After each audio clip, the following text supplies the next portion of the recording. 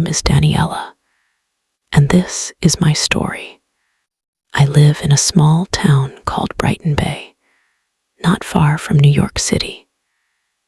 It's a quiet place with calm streets, cozy cafes, and the sound of ocean waves always nearby. I'm 29 years old, and I work as a receptionist at a small beachside hotel. My life was simple. Some people might call it boring, but I liked it. I had a small apartment, a few close friends, and a routine that felt safe.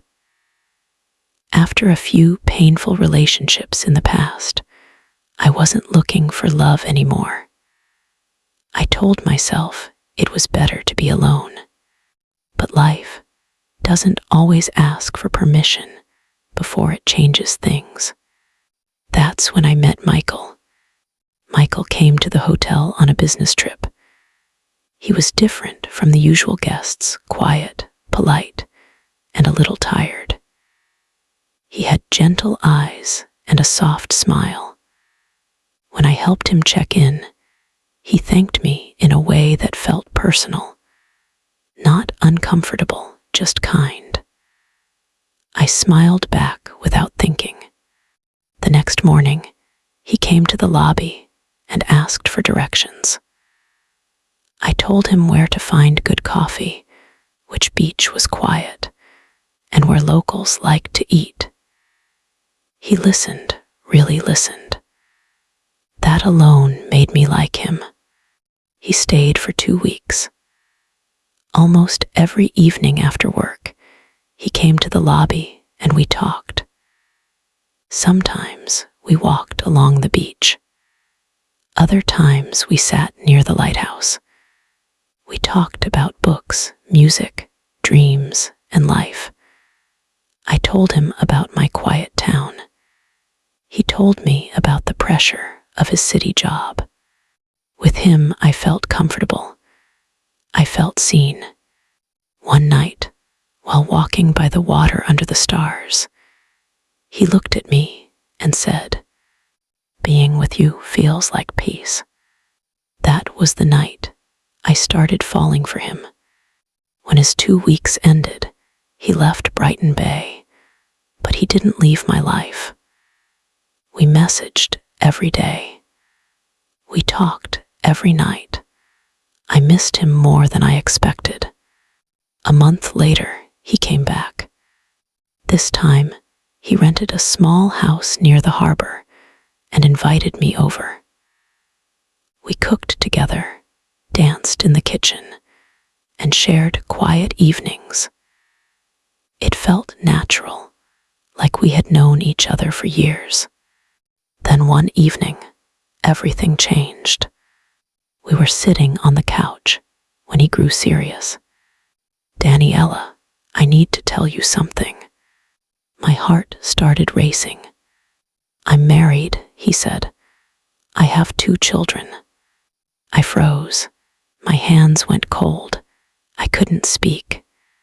He told me his marriage was empty, that he stayed only for the children. He sounded sad, but my world was spinning. I walked outside and listened to the ocean, trying not to cry. That night, I didn't sleep. Why didn't he tell me sooner? Why did this happen to me? I wanted to walk away, but I missed him.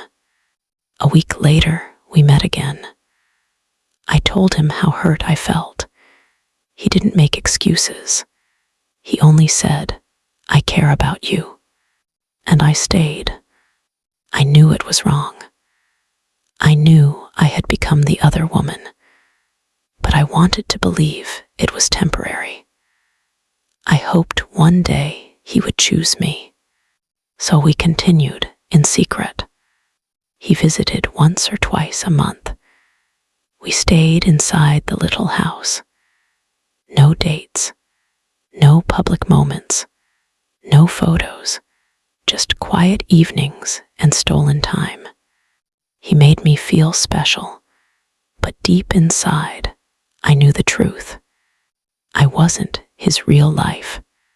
Slowly, I began to lose myself. I waited for his messages. I planned my life around his visits. I stopped seeing friends. My world became smaller. One night, sitting alone by the window, I asked myself, is this love, or am I just afraid to be alone? I spoke to my friend Nena, the only person who knew everything. You deserve to be first, she said, not someone's secret. Her words stayed with me. The next time Michael visited, I finally said it out loud. I can't keep living like this. I want more. He said he loved me. I asked him to choose me. He couldn't. That was the moment I understood. I ended it. When he left, I cried. But the pain felt clean, like letting go of something that was slowly breaking me. Finding myself again. The weeks after were hard. I missed him. But slowly, life returned. I reconnected with friends. I walked the beach again. I started writing in a notebook every night. Writing helped me heal. One evening, after a writing class, I met David. He was kind, calm, patient. He listened without judgment. He didn't rush me. When I told him my past, he said, "You deserve better." And for the first time in a long time, I believed it.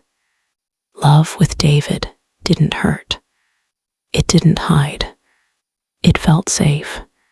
What I learned, looking back, I don't regret my past.